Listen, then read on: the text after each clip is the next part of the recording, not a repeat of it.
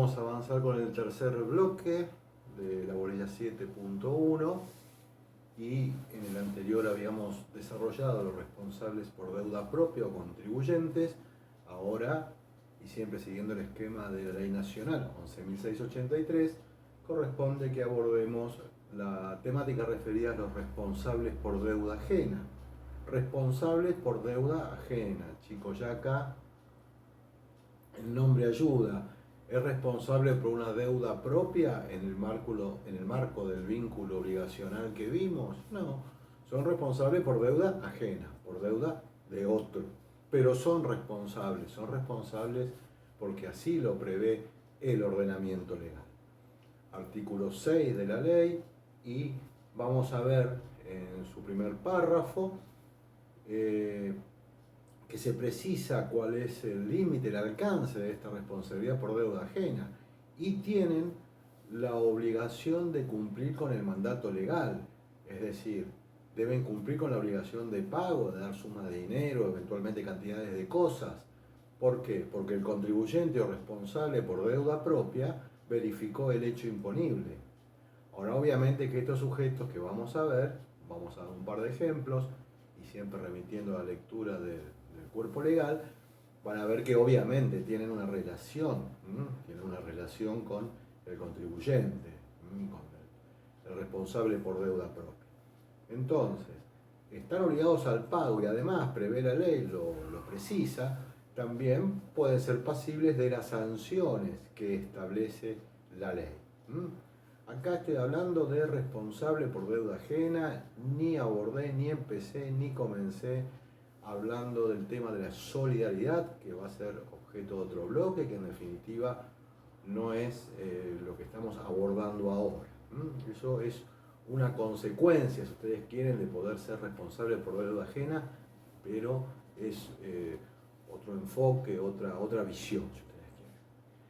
Digo, es muy importante tener presente que, como lo prevé la normativa, estos responsables por deuda ajena, que en lo que me parece una afortunada definición de Fonrush, la ley pone junto a él, ¿junto a quién? Junto a él, contribuyente o responsable por deuda propia. Debo decirles, chicos, que, como lo establece la ley, están obligados al pago, pero con los bienes que administran y disponen. Es decir, no con los bienes propios. Reitero, esto será después una cuestión abordada cuando hablemos de solidaridad, pero un responsable por deuda ajena tiene que afrontar las obligaciones con dichos bienes, con los que administra o dispone, no con los propios en el esquema legal. Aquí que entonces esto nos da solución, chicos, a varios temas que ustedes a lo mejor les generan alguna duda, alguna inquietud, porque si bien dijimos las particularidades del derecho tributario y que un menor podía perfeccionar un hecho imponible y por tanto ser obligado al pago, ustedes me dirían, pero ¿cómo hace que va a pagar? ¿Cómo es el tema este? Un menor de 3 meses va a ir a pagar los impuestos. Bueno, aquí aparecen los responsables por deuda ajena y pongo dos ejemplos para que quede claro, entiendo la temática. Si el menor, por ejemplo, como contribuyente o responsable por deuda propia, verificó el hecho imponible, ¿quién pone junto a él en carácter de responsable por deuda ajena y que debe cumplir con la obligación material o sustancial con los bienes que administra o dispone? Bueno, se imaginarán ustedes que la ley prevé el caso de los padres o tutores. Que verificó el hecho imponible es el menor, pero los responsables por deuda ajena serán padres o tutores. Lo mismo puede ser un incapaz, un pródigo, los curadores, el cónyuge que administra y dispone de los bienes del otro.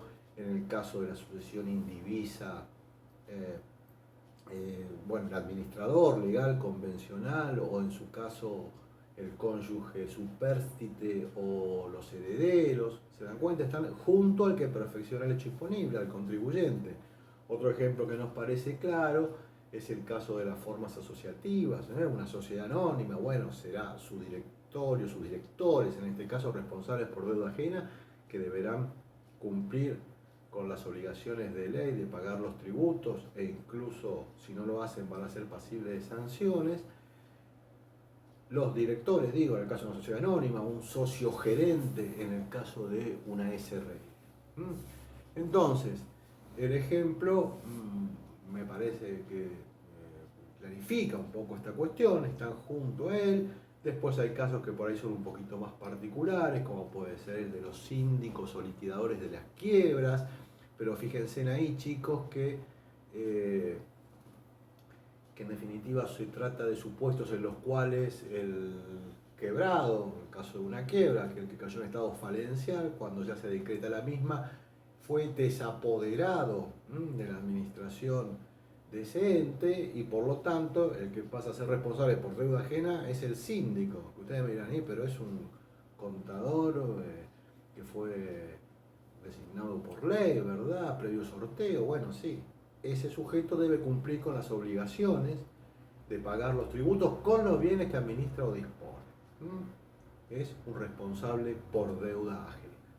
En general, chicos, siempre para estar investido por esta calidad de responsable por deuda ajena, hay que tener contacto, hay que tener una cercanía con la determinación del tributo, tiene que tener alguna administración, o bien puede ser que les haya sido asignado esa función o esa tarea mediante un instrumento legal. Imagínense el caso de un mandatario, donde un contribuyente, mediante una escritura, un poder, le da a ese sujeto las facultades de percibir dinero y administrar la materia tributaria, ¿no? Bueno, entonces esto habrá que ver después en cada caso particular. Si vemos, por ejemplo, los supuestos de las formas asociativas, veremos que tendremos que abordar los instrumentos, estatutos, asignación de autoridades, atribuciones, básicamente. Por esto que les acabo de mencionar. Tiene que haber una relación entre el negocio jurídico, el patrimonio que da lugar al hecho imponible por parte del contribuyente o responsable por deuda propia, para que luego la ley le endilgue a un sujeto la responsabilidad por deuda ajena. Ahora bien, si bien luego la ley en su inciso E, ¿verdad?, habla de, en general, los administradores de los patrimonios, ¿no?, los mandatarios, como yo les adelanté, ¿verdad? Es decir, siempre las características son estas de poder determinar íntegramente la materia imponible, tener una relación de algún tipo, ya sea jurídica, económica, con el contribuyente, no es cualquiera que ande por ahí. Y de último, ustedes imaginarán que alguien puede vivir tranquilamente sin tener ningún responsable por deuda ajena en su mochila. Si ustedes, por ejemplo, se imaginan ejerciendo la profesión liberal de abogado, bueno, ustedes son contribuyentes de diversos impuestos, no necesariamente van a tener ningún tipo de responsable por deuda ajena, simplemente van a ser contribuyentes. Si en caso que se produce un fallecimiento, surge un nuevo contribuyente, como ya dijimos, que era la sucesión indivisa, y ahí aparecían entonces sí, en el caso de la sucesión indivisa, los responsables por deuda ajena, como ya fue dicho, administradores legales convencionales o, en su defecto, cónyuge supérstite o herederos. Pero hay dos institutos que, les adelanto, me parece que no es tan fácil de aprender en una primera mirada, una primera visión, así que la recomendación específica, como en todos los casos, pero en esta sobre todo, es abrevar en los libros, que es lo previsto en el inciso F y en el inciso 2. En el inciso F se habla de los agentes de retención y percepción. Al respecto, incluso, ya mencionado tantas veces, Héctor Belisario Villegas escribió un libro al efecto destinado a estos sujetos. Pero quiero decirles que esta figura de los agentes de retención y percepción ha tomado un desarrollo fenomenal en los últimos 15, 20 años en materia tributaria, y hoy por hoy la mayor cantidad de recaudación que se acerca a los fiscos en general, siempre apuntando a su fin fiscal, acercar ingresos al Estado, están en obligaciones que están en cabeza de estos sujetos de retención o percepción, y que vamos a definirlos y poner un par de ejemplos para introducirlos en las figuras.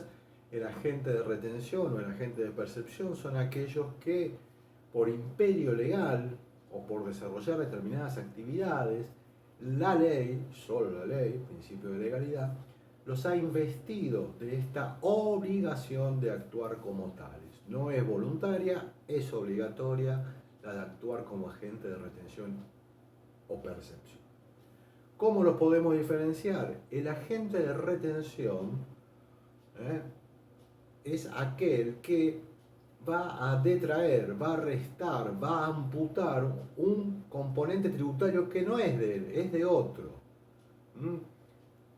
Esto responde que sea de otro a las características generales de cualquier responsable por deuda ajena, chicos.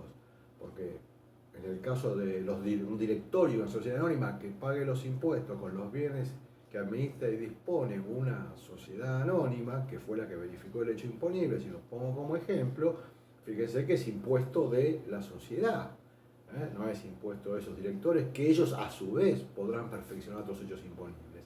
El agente de retención, reitero, está obligado por ley a amputar, a detraer, a restar un componente tributario que es el cumplimiento total o parcial de la obligación de otro sujeto que perfeccionó el hecho imponible. Aquí va el ejemplo, tratar de poner algo que quede cercano a nosotros, a ver si resulta, pero digo, bueno, aquellos que trabajan van a ver que, por ejemplo, el empleador está investido bajo determinadas condiciones, básicamente según el monto y las condiciones personales del empleado. Digo, cuando el empleador paga su salario, de darse estas condiciones mencionadas, debe amputar una parte del salario que le corresponde al empleado, porque el empleador es agente de retención del impuesto a las ganancias. Agente de retención del impuesto a las ganancias. ¿Se entiende? Bueno, detrae. El agente de percepción trae una complicación extra, si ustedes quieren, porque en el ejemplo que vimos antes del empleador, dice, bueno, le va a pagar, le paga el sueldo, el empleado perfecciona el hecho imponible del impuesto a las ganancias, tendría que pagarlo el empleado, pero el agente le retiene al momento del pago. Me parece que dentro de todo puede llegar a ser entendible. El caso de la percepción es un poquito más compleja de entender, me da la impresión, porque en realidad, como característica general, y para que quede claro, el agente de percepción no detrae, no resta, sino que adiciona un componente tributario, y muchas veces estos sistemas de percepción tienen esta particularidad que esa suma de dinero se adiciona y se cobra por parte de la gente antes que verifique el hecho imponible. Antes que se verifique el hecho imponible. Puede ser que no, puede ser que sea en el momento que el mismo se verifique, ¿verdad? Por ahí nos pasa seguramente inadvertido, pero cuando vamos a ver una película o un cine, hay un impuesto específico que recae sobre nosotros, que somos quienes vamos a ver la película, y que responde, bueno, a una ley nacional en particular, y que en todo caso nosotros seríamos obligados al pago. Es decir, nosotros cuando vamos al cine después tendríamos que agarrar una parte del valor de la entrada e ingresársela al fisco. Bueno, en este caso la ley prevé que el agente de percepción va a ser aquel sujeto que desarrolla la actividad, precisamente los dueños de la sala de cine. Cuando nos cobran la entrada y pagamos el valor del monto de esa entrada, además se adiciona un componente tributario que es precisamente lo que yo debo ingresar por ir a ver una película de cine, y que el dueño de la sala cinematográfica debe ingresarle al fisco. Ahí tienen un ejemplo de percepción. Ya le digo, puede ser en otros casos que el hecho imponible aún no se haya verificado, en este caso se verifica en ese momento, cuando yo voy y compro la entrada para ir así. Entonces, agente de retención y percepción, sujetos obligados por ley, y que además lo que hacen es detraer o adicionar un componente tributario de otro sujeto que reviste la calidad de contribuyente, y estos agentes de retención y percepción están asimismo, además de obligados de actuar como tales, a ingresarle esos fondos al fisco. Es decir, que una vez lo que retuvieron o percibieron, lo deben ingresar en un determinado lapso de tiempo al fisco. Como les decía, bueno, son muy importantes, incluso obviamente lo que se está haciendo es en general, no en todos los casos, como la entrada de cine no sería así, pero digo, en muchos casos funcionan estos regímenes de recaudación como sistemas de anticipos al fisco. Muchas veces se le están acercando al fisco ingresos temporalmente con anterioridad a el momento en que el contribuyente debe liquidarlos e ingresarlos, pero digo, tienen esa particularidad de estar obligados como tales, con, reitero, un carácter de anticipo, pago a cuenta. En algunos casos puede ser un pago definitivo, esto tampoco es determinante como en el ejemplo de la percepción por las entradas de cine. Luego señala incluso el ya mencionado Villegas en su libro que hay una ventaja, si ustedes quieren, psicológica, en cierta manera, que es el hecho que nunca contamos con el dinero en el bolsillo para después desembolsarlo. Digo, el contribuyente no embolsó el dinero y después lo tuvo que sacar. Este es el caso del cine, por ejemplo. Imagínense, chicos, si no fuese así, cuando salimos del cine tendríamos que armar una boletita y pagarle al fisco. Bueno, pagamos el precio total de la entrada de cine y ahí está incluido el impuesto, y el obligado a ingresarlo al fisco ya no somos nosotros, sino es el agente de percepción. Después veremos qué pasa, si no actúa, si se guarda la plata, esto lo veremos más adelante. Lo mismo en el caso del retentor, chicos. Aquellos que sufren retenciones de, por ejemplo, el impuesto a las ganancias, seguramente cuando les preguntan cuánto cobra usted, uno le dirá el neto, y el neto ya aparece con la resta de lo que el empleador, que les mencioné, funciona como agente de retención, nos detrajo. Es decir, que si no funcionara así el sistema, tendríamos que ir nosotros y luego, según los tiempos y en la forma que establece la ley, ir a pagar el impuesto a las ganancias. Bueno, acá corto con este tercer bloque, agentes de retención y percepción. Luego continúo con el responsable sustituto y el resto de las disposiciones legales de la 11683, bolilla 7.1. Gracias.